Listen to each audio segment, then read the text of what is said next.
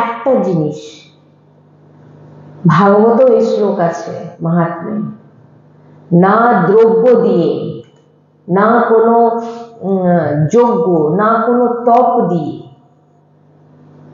দ্রব্য যজ্ঞ, তপ যজ্ঞ,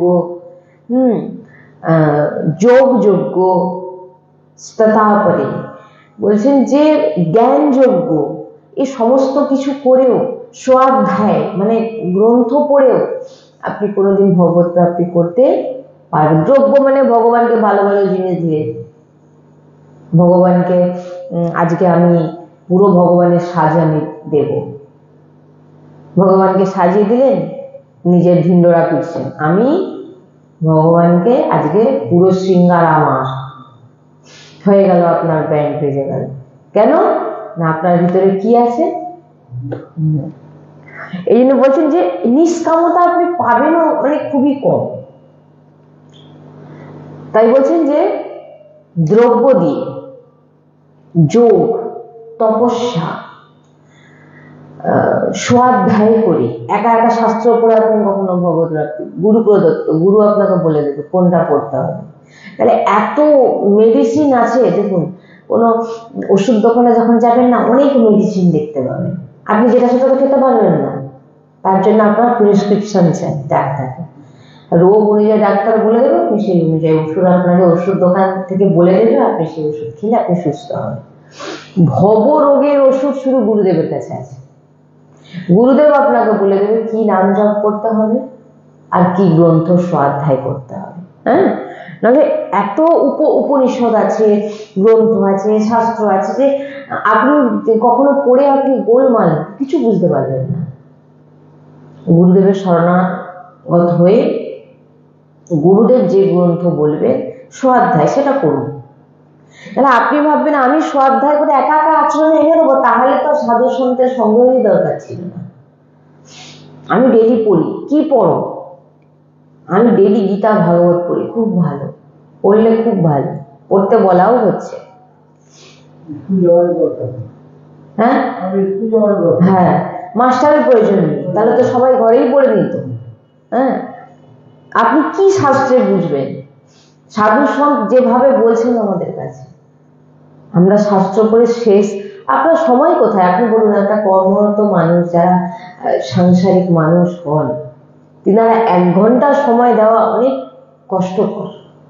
তাও তো গুরুজি বলেছেন যে হিচ্চ রাশির প্রত্যেক দিন আপাতত যারা দীক্ষিত নয় 5টা, আর যারা দীক্ষিত হয়ে গেছে 10টা, প্রত্যেক দিন পাঠ করা। আর যারা একেবারে বিরক্ত, তিনাদের জন্য পুরো হিচ্চ রাশি, বাণী গান এগুলো করতেই হবে। তো স্বাধ্যায়, আপনি একা স্বাধ্যায় করে কি করে ভগবত প্রাপ্তি করবেন? এর জন্য কি চাই? প্রেম লক্ষণা ভক্তি। এই ভক্তি কোথা থেকে আসবে? সাধু সঙ্গ করে এবং গুরু কৃপা। ভগবত কৃপা তো অবশ্যই আছে, ভগবত কৃপা না পেলে আপনি সাধু সঙ্গ পেতেন না, আর আপনি গুরু আশ্রয় আপনি পেতেন না। তো ভগবত কৃপা প্রথম হওয়া হলেই তারপরেই ব্যক্তি সদ্গুরুর চরণাশ্রিত হতে পারে, আর সদ্গুরুর চরণাশ্রিত হয়ে গেলে সে তার সামনে সে সৎসঙ্গ পাবে, তার সব রাস্তা খুলে যায়। এই কারণে বলছি যে দিন চর্চা যদি আমাদের যেন ঠিক থাকে, মজবুত থাকে। আমি সারাদিন কার জন্য কি করছি? সারাদিন আমি লাভের জন্য করছি, গুরুজির বলা কথা অনুযায়ী, তিনি যা যা বলেছেন সে অনুযায়ী যেন আমরা চলতে পারি। আর ভগবত প্রাপ্তির জন্য হচ্ছে প্রেম লক্ষণা ভক্তি। ভগবানকে শুধু প্রেমে পাওয়া যায়, যেটা একেবারে গুপ্ত। আজই আমি বাচ্চাগুলোকে ভাগবতে পড়াচ্ছিলাম যে যে যতই যা কিছু করে নিক, ভগবানকে যত যা কিছু অর্পিত করুক না কেন, যদি তার মধ্যে প্রেম না থাকে, সাবরির মতো যদি ব্যয় কুল, টক কুলকে তিনি নিজে চেখে চেখে পাওয়াচ্ছেন, শ্রীরাম আনন্দে পাচ্ছে, বিদুরানী কলার ছাল পাওয়াচ্ছেন, দ্বারকাধীশ আনন্দে পাচ্ছে। এটা কখন? যখন প্রেম লক্ষণা ভক্তি আপনার হৃদয় প্রকট হবে। আর এটা গুপ্ত, এটা কেউ জানে না। আর না জানার জন্য কি হয়, আমাদের মনের সূক্ষ্ম রূপে অহংকার বড় হতে থাকে, যে অহংকার আমাদের কি করে, পতন করে দেয়। ভগবত প্রাপ্তি কখনোই আপনার হবে না। যদি আমরা ঠিক করে গুরুর আদেশ সৎসঙ্গ শুনে নিজের জীবনে আচরণে আনার চেষ্টা করি, তাহলে আমাদের ভজনে কখনো বাধা হবে না। তো তাই আমরা প্রত্যেক দিনের আমাদের যে নিয়ম, জীবন থেকে কখনো যেন সৎসঙ্গ বাদ না হয়। যেদিন আপনার জীবন থেকে দেখবেন সৎসঙ্গ চলে গেছে, সেদিন জেনে নেবেন হয় আপনি বৈষ্ণব অপরাধ করেছেন, না হয় আপনার কোনো না কোনো একটা একে অপরাধ বলে।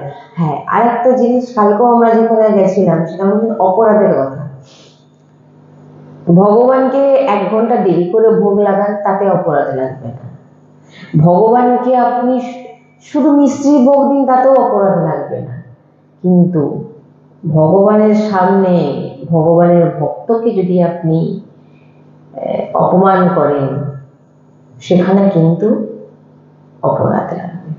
কি বললাম, অপরাধ এখানে লাগে। আর আমরা অপরাধ কি, এই ভগবানকে একটু দেরি করে ভোগ দিয়ে দিলে কি ভগবান রেগে যাবে নাকি? মানে কি বলুন তো, এতদিন কোনদিন সৎসঙ্গ তো পায়নি, কি বলছি বুঝতে পারছি। সৎসঙ্গ না পাওয়ার জন্য কি হয়েছে, তারা ভগবানের স্বরূপকে একটা ভয়ঙ্কর ভেবে রেখেছে। ভগবান আমার ক্ষতি করবে, ভগবান কোনোদিন কারোর ক্ষতি করে এরকম এসে বলেছে, আমি ওইটা ওইখানে পুজো দিইনি বলে আমার এই ক্ষতিটা হয়ে গেছে। কে করেছে? ভগবান করেছে। তো তুমি তোমার কর্মের ফলে তোমার ক্ষতি হচ্ছে, ভগবান তোমার কোনোদিন ক্ষতি করে না। আমি তো কালকেও বললাম না যে নরকেও যে ভগবান আপনার পাঠায়, আপনাকে পাঠাচ্ছে আপনার কল্যাণের জন্য। নরকে পাঠাচ্ছে, নরকের ভগবান করার কি দরকার ছিল? ভগবান নরকে এই জন্য করেছেন যে আপনার সমস্ত যে খারাপ কর্মগুলো যেন নরকে, যেমন কি জেলে 12 বছর জেল, তারপর কিন্তু আপনাকে আপনার ফল ভোগ হয়ে গেলে আপনাকে ছেড়ে দিলে গেলে। নরকও সেই জায়গা যেখানে আপনাকে শোধন করা হয়, শুদ্ধ বানানো হয়, আপনার পাপ নষ্ট করে দেওয়া হয়। আমরা নরককে একটা ভয় চোখে দেখি, আর স্বর্গকে ভাবি খুব ভালো। কি বুঝতে পারছেন? তাই ভগবান আমাদের কোনোদিনও কোনো খারাপ করতে পারে না। এটা শোনা মাথায় রাখবেন যে আমার যদি বিপদ হয়, ভক্তের কথা বলছি, ভক্ত যদি ভাবে আমার বিপদ, সে ভগবানের আশ্রিত, তার বিপদ আসছে, সবার আগে বিপদ ভগবানের সামনে হয়ে আমাদের কাছে আসবে। কি বললাম? আর যে ভক্ত নয়, তাকে ডাইরেক্ট, কোনো সামনে কেউ নেই তার। আর ভক্তের সামনে কিন্তু ভগবান বিরাজমান। বিশাল পাহাড়ের মতো পাপ করে আছি আমরা, অনেক ভোগের ব্যাপার আছে, কিন্তু সেটা ভগবানকে স্পর্শ হয়ে আসছে, সেটা আশীর্বাদ হয়ে যাচ্ছে। কর্মফল ভগবান ভোগ করাচ্ছে, কিন্তু তার পিছনে আপনার দেখুন কিছু না কিছু, দুদিন পর আপনি বুঝতে পারবেন যে এটা আমার কল্যাণ হয়েছিল, এটা আমার হয়েছে। তখন হয়তো আমার খারাপ লাগছিল, কেন ভগবান আমার সঙ্গে এরকম করলেন, কিন্তু আজকে আমি বুঝতে পারছি যে আমার সঙ্গে যেটাই হয়েছে সেটা ভগবান আমার ভালোর জন্যই করেছে। কিন্তু সেটা যদি আমরা ভগবানের আশ্রিত না হতাম, তাহলে কিন্তু ওটা খুব খারাপ হতো। কি বললেন? এই কারণে বলছেন যে নিজের দিন চর্চা যেন ঠিক থাকে। মোটামুটি আপনি এবং ঘরের যে ঠাকুরজি, আমি এইটা বারবার অনেকবার বলেছি, ঘরের যে নিজের ঠাকুর, নিজের ঠাকুরজি, নিজের ইষ্টকে এমন জায়গায় একটা রাখুন যাতে যেতে আসতে আপনার চোখ পড়ে। কি বললাম? নাহলে আমরা মন্দির কোথায় করি? হয় ছাদের ওপরে, নাহলে ঘরের এক কোণে, নাহলে একটা হয় না বলুন? এমন জায়গায় রাখবেন যাতে ঠাকুরজি আমাদের সমাজে, আমরা দেখি না দেখি কিন্তু ভগবান আমাদের দেখছেন। কি বললাম? ঠাকুরজিকে এমন জায়গায় বিরাজমান করুন যেটি আসতে বারবার আপনার দৃষ্টি পড়ছে, আপনি ভগবত দর্শন করছেন, নাহলে আপনি এমন জায়গায় রেখেছেন যে আপনার দৃষ্টি পড়ছে না। অনেকে বলে একটি রুমের মধ্যে আমার ইষ্ট বিরাজমান এবং আমরাও থাকি পরিবার সহপরিবার। তখন গুরুজি বললেন ভগবান কি তাহলে বাইরের লোক? ভগবান তো আমার ঘরের সদস্য, তো আমার নিজের ঠাকুরজি আমার ঘরে থাকবে না তো বাইরে থাকবে? ঠাকুরজি আমার সামনে বিরাজমান থাকবে, ভুল হোক আর ত্রুটি হোক যাই হোক তিনি দেখছেন, শুধরাবেন কে? তিনি শুধরে দেবেন। তাই ইষ্টকে এমন জায়গায় আমরা রেখে দিই, এমন আড়ালে রেখে দিই, পিছনে নাহলে উপরে নাহলে একটা জায়গায় আমাকে চলো আমাদের মন্দির দর্শন করবে, নিয়ে গেছে কোথায় না ছাদের উপরে। ছাদ আবার কি নতুন ঘর করেছে, ছাদটা এখনো মানে ওই যে দেয়ালে যে কি বলে ওটাকে গাঁথার পর যেটা তারপরে যে কি করে প্লাস্টার হয়নি, রড ফড বেরিয়ে আছে, মোটমাট সিঁড়ি এরকম উঠে গিয়ে ছাদ, তার সাইডে এতটুকু জায়গায় তার মন্দির। বুঝতে পেরেছেন? গোপাল বসে আছে আর নিজেদের লাকসাদি নিজে একদম খুব সুন্দর ঘর বাড়ি করেছে। গোপাল উপরে একা বসে আছে আর জ্বলছে কি ছোট্ট এইটুকু একটা নাইট বাল্ব। বুঝতে পেরেছেন? উপরে বসে আছে। আরো বিভিন্ন দেবতার মানে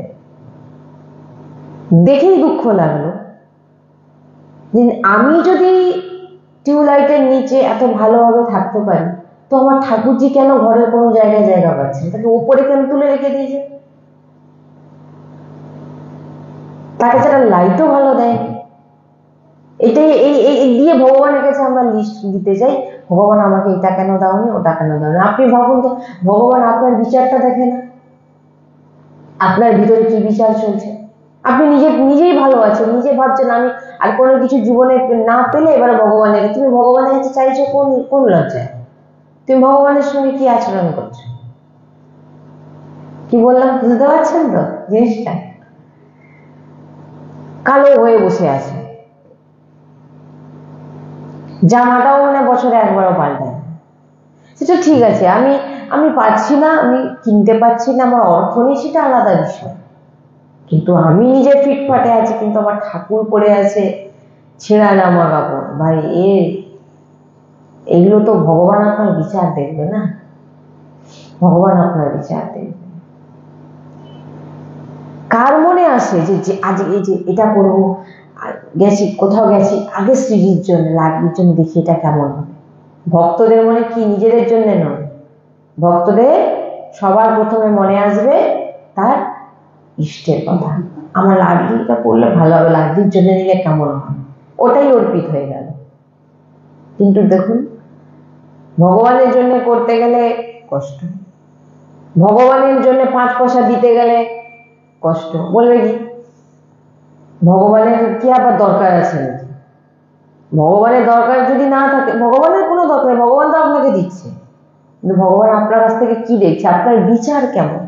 আপনার বিচারে আসছে না। শাস্ত্রে চারিদিকে বলছে যে বৈষ্ণবদের সেবা করাও, বৈষ্ণবদের আমার ভক্তদের, আমাকে না, আমার ভক্তদেরকে তুমি কোথায়? ভক্ত সেবা করো, ভক্তদের দাও, আমার ভক্তদের। কিন্তু দেখুন এখানে কিভাবে ভক্তদেরকে আরো না দিয়ে ভক্তদেরকে নিয়ে যাব, ভক্তদের ডাকবো, ভক্তদেরকে দিয়ে সবকিছু করাবো, কিন্তু ভগবানের সেবার বেলা কিছু দিতে পারবো না। তার মানেটা কি? দেওয়ার না দেওয়ার, সে আপনার 5 পয়সাও থাকতে পারে, আপনার 10 টাকা যোগ্যতা, 10 টাকা থাকতে পারে, কিন্তু ভগবান কি দেখছে? আপনার ভাব।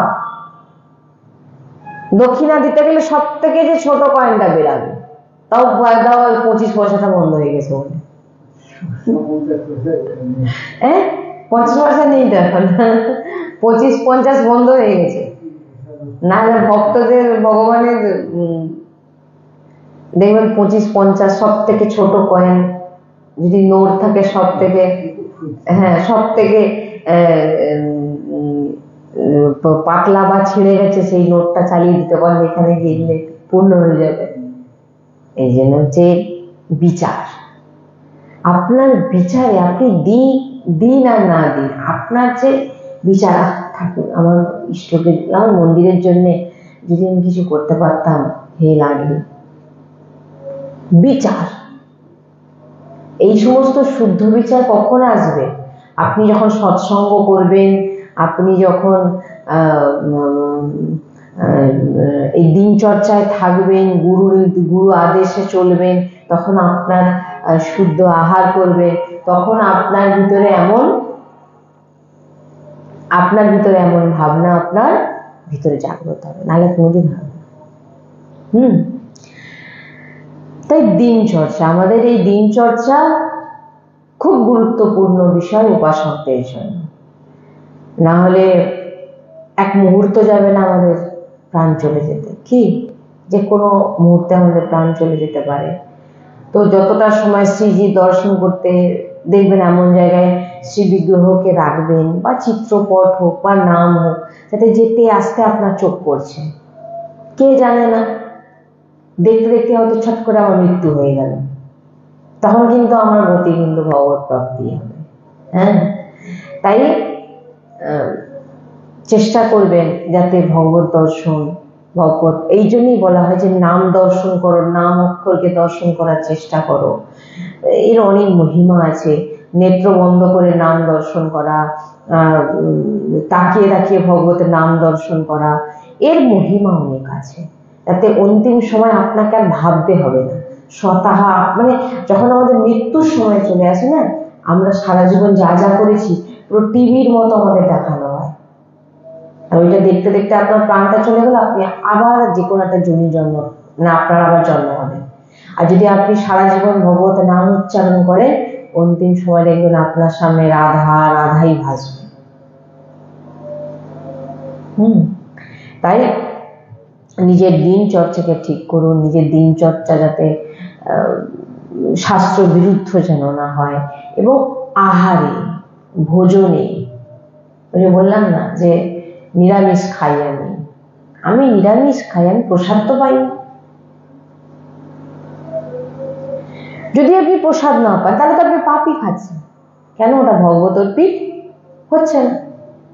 ভাবুন, এটা ভগবান গীতাতেও বলেছেন, আমাকে না দিয়ে যে বস্তু পাবে সেটা কি গ্রহণ করছে? সে পাপ গ্রহণ করছে।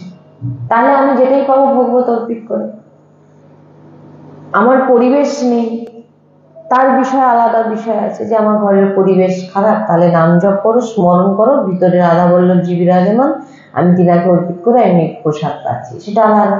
কিন্তু আমার পরিবেশ আছে, তবু আমি দিচ্ছি না, সেটা আলাদা। তাই চেষ্টা করতে হবে ভগবত অর্পিত করে যেন আমরা সেই প্রসাদ গ্রহণ করি। আর রজ লাগাই সারাদিনে, আপাতত ব্রজ রজ যেন আমাদের মস্তকে থাকে। এই ব্রজ রজ আমাদের কি করবে? প্রিয়া প্রিয়তমের প্রতি প্রেমকে আরো দৃঢ় করবে, আরো মজবুত করবে। যদি কোনো স্টুডেন্ট হয়, তারা শুকনো রজ লাগাবে। শুকনো রজকে লাগিয়ে নিলে কপালে দেখা যাচ্ছে না, কিন্তু রজ লাগানো আছে।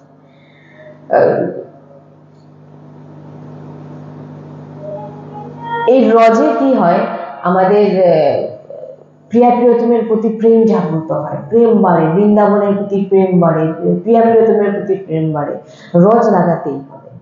আর বলছেন, যে ব্যক্তি রজ লাগায় তার কিন্তু নিকুঞ্জে যাওয়ার রাস্তা ফিক্সড।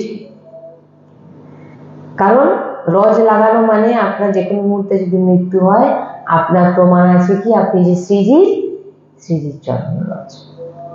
তাই ভক্তদের, এই সাধকদের কখনোই বাধা আসবে না যদি তার এইভাবে দিনচর্চা চলে। যা করবে শ্রীজির জন্য, যা কিছু করছে শ্রী প্রিয়া প্রিয়তমের জন্য, বেঁচে আছে প্রিয়া প্রিয়তমের জন্য, ভোজন করছে প্রিয়া প্রিয়তমের জন্য, জলপান করছে প্রিয়া প্রিয়তমের জন্য। ভাবনা, আপনার ভাবটাই মেইন জিনিস। বলছেন আপনি প্রকটে আপনি 56 ভোগ দেওয়ার মতো আমার সামর্থ্য নেই। আপনি নেত্র বন্ধ করে আপনি দেখছেন আমি নিজের হাতে প্রসাদ বানাচ্ছি, আপনার সামর্থ্য নেই। সামর্থ্য আছে তো বাড়িয়া বানান দিন, ঠিক আছে। নেই যখন আপনি চিন্তা করছেন, আপনি ভাবছেন আমি আমার প্রিয় প্রিয়তমকে, এই মানসিক সেবার অনেক গুরুত্ব। বলছেন এক মানসিক সেবায় এক সুন্দর ব্রজের এক ভক্তের মুখে শুনেছিলাম যে তিনি বলছেন যে এক শেঠজি ছিল, খুব কিপটে,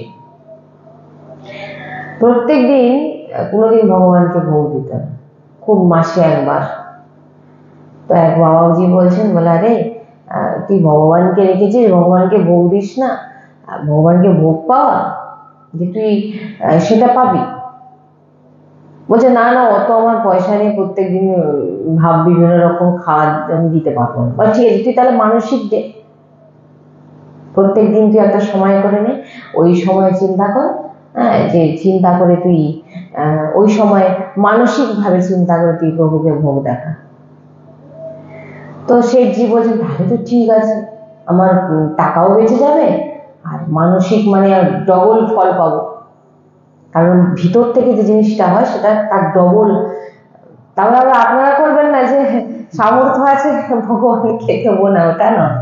সামর্থ্য আছে ভগবানকে 56 ভোগ করে দিন, সেটা ঠিক আলাদা বিষয়, এটা সবার জন্য। তো শেঠজি এখন বলেছে, শেঠজি এখন কি বলছেন, আজকে কি ঠাকুরকে আমার ঠাকুরজিকে দেবো না ক্ষীর করে দিই, ক্ষীর বানাচ্ছে। রাধা বল্লভ লাল কি যায়। আপনারা দর্শন করছেন রাধা কৃপা ধাম।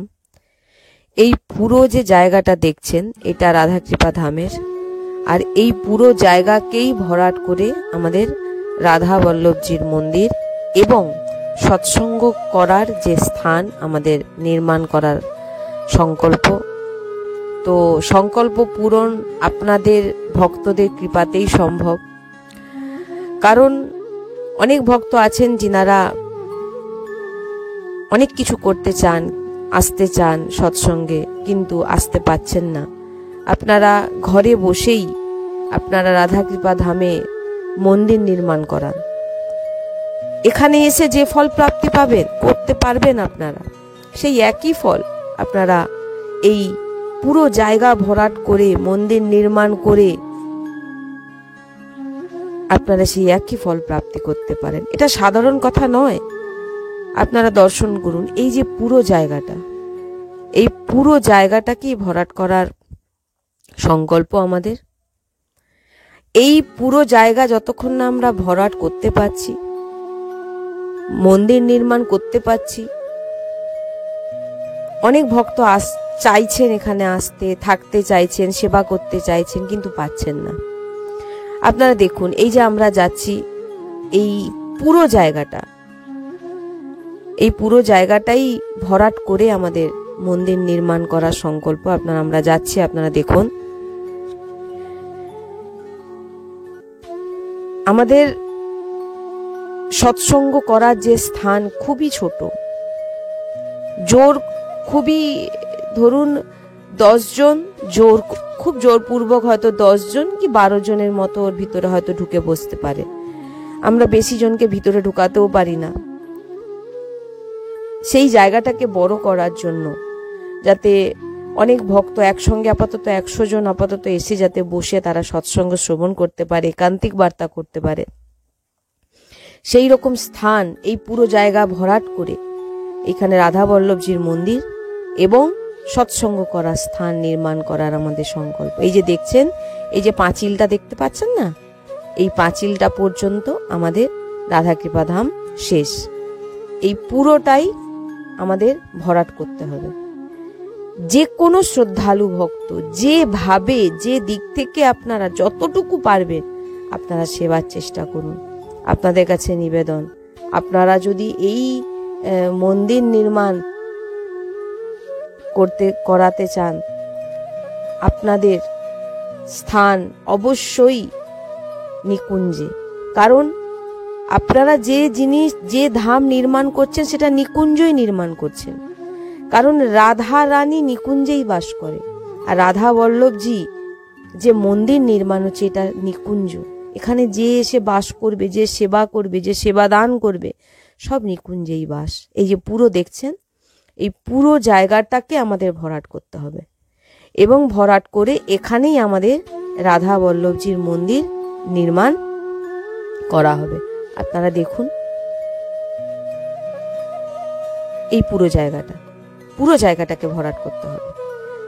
তো আপনারা যে কোনো শ্রদ্ধালু ভক্ত, আমার নিবেদন আপনাদের কাছে, আপনারা অবশ্যই সাহায্য করুন যাতে আমরা এই নিকুঞ্জকে নির্মাণ করতে পারি। বৃন্দাবন ধামের একটি শাখা রাধা বল্লভজি বিরাজমান হবে এখানে, এবং এই স্থানেই প্রত্যেকটি ভক্ত আজীবন কাল বাস করতে পারবে, এমন আমরা চিন্তা ভাবনা আমাদের ভিতরে আছে। যে যিনারা অনেক ভক্তরা ফোন করছেন যে আমরা আজীবন বাস করতে চাই নিকুঞ্জে, রাধাকৃপা ধামের নিকুঞ্জে রাধা বল্লভজির মন্দিরের সেবা করবেন এবং আজীবন বাস করবেন। তো সেই জন্যেই আপনারা দেখছেন এই জায়গাটাকে ভরাট করে এখানে মন্দির নির্মাণ, সৎসঙ্গের স্থান আমাদের তৈরি করতে হবে ভরাট করে। তো আমরা আবারও এরপরে দেখাচ্ছি যে এই পুরোটা দেখুন, আপনারা ভালো করে দেখুন। এখান থেকে আমাদের এই পুরো জায়গাটাই হচ্ছে রাধাকৃপা ধামে। আবারও দেখিয়ে দিচ্ছি আমি আপনাদের, দেখুন এই পুরো জায়গাটা ভরাট করা খুবই প্রয়োজন, কারণ বৃষ্টির সময় পুরো জল জমে পুরো ডুবে যায়, আমরা কিছুই করে উঠতে পারছি না। কারণ আপনারা দেখতেই পাচ্ছেন এখনো সেই জল, এটা এই যে দেখছেন সামনে যেটা, সেটা কিন্তু পুকুর নয়, সেটা এমনিতেই জল জমে, এত জল জমে গেছিল, পুরো সমান হয়ে গেছিল। হ্যাঁ, তো এই যে ধামের এই যে সামনে জায়গাটা দেখছেন, এই যে জমিটা দেখছেন ফাঁকা, এই জমি আমরা কেনার জন্যই বারবার করে আমরা অনুরোধ করছি ভক্তদের কাছে। কারণ এই জমি নিলে এইখানেই আমাদের যে মন্দির, যে আশ্রম নির্মাণ হবে, এখানেই আমাদের আজীবন যারা এসে ধামে, এই নিকুঞ্জ ধামে বাস করতে চান, তারা এখানে এসে করতে পারবে আজীবন। আপনারা বৈরাগ্য নিয়ে এখানে এসে নাম জপ, নাম সংকীর্তন, সৎসঙ্গ এবং প্রসাদ সেবা এবং ধামে থাকা, এই রকম ব্যবস্থা আমাদের করার খুবই ইচ্ছে। যারা চাইছেন এখানে এসে বাস করতে, তাদের আমরা জায়গা দিতে পারছি না, এক রাত থাকারও আমাদের জায়গা নেই। আপনারা বুঝতেই পারছেন, আমরা তো পুরোটাই আপনাদের খুলে দেখাচ্ছি, আপনারা দেখছেন।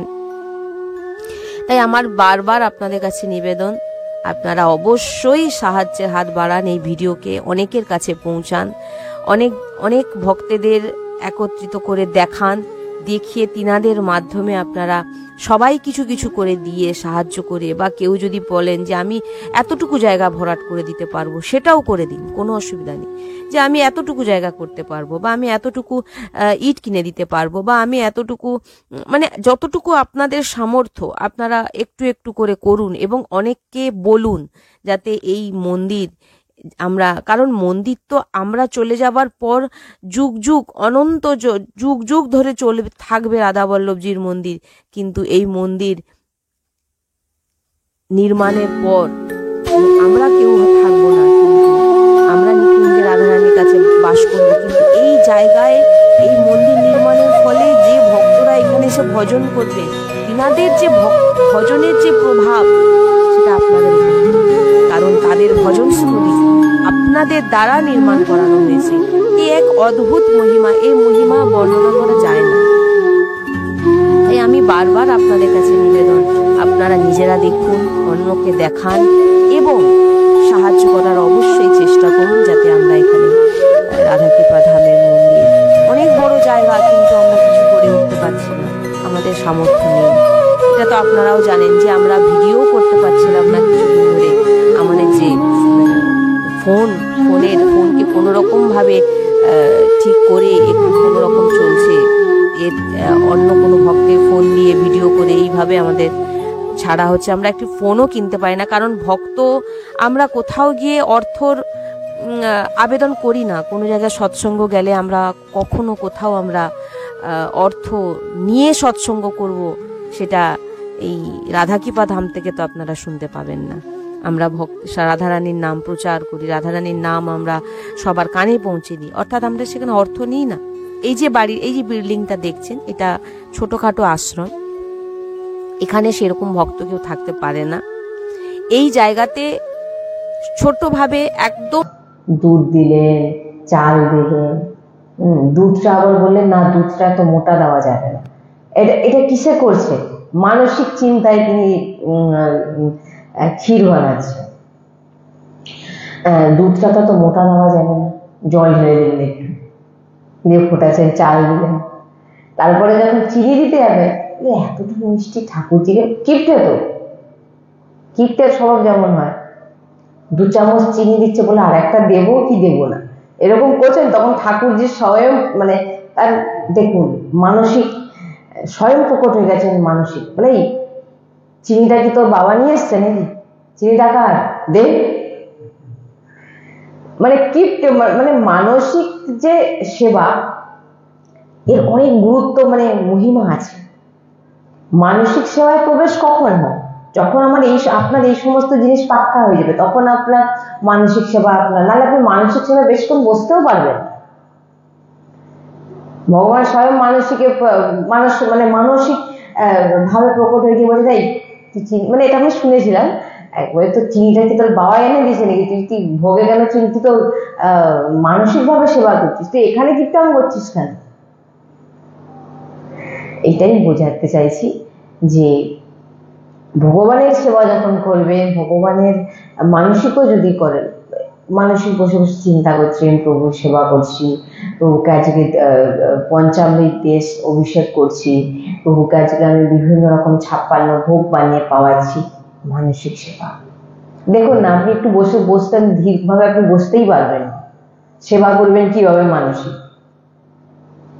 মানসিক যে সেবা করবেন, তার জন্য তো স্থির হয়ে বসে থাকতে হবে আপনাকে, সেটাই আপনি বুঝতে পারবেন। আপনার মন তো চঞ্চল, আর সেটার জন্য আপনার দিনচর্চার প্রয়োজন আছে। সাধু সারাদিন বসে আছে, দেখবেন কি করে বসে থাকেন, তাদের অভ্যাস। সারাদিন বসে আছেন, তিনারা পূর্ণরূপে সেবা করছেন প্রভুর, কেউ বলবে দেখলে। তাই নিজেকে একাগ্র চিত্ত, যত আমরা একাগ্র হতে পারবো তত আমাদের ভজন বাড়বে। নাহলে বাইরের ক্রিয়ায় ব্যস্ত থাকবো, আমাদের আন্তরিক কখনো পবিত্র হবে না।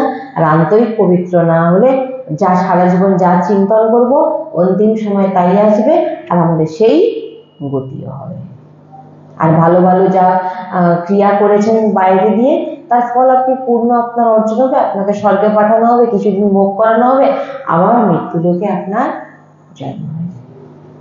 তাই উপাসকদের চাই যে আমরা যেন দিনচর্চাকে আমরা ঠিক রাখি, শাস্ত্র বিরুদ্ধ যেন আমরা আচরণ না করি। রাধা বল্লভ লাল কি জয়, শ্রী হরি বংশ।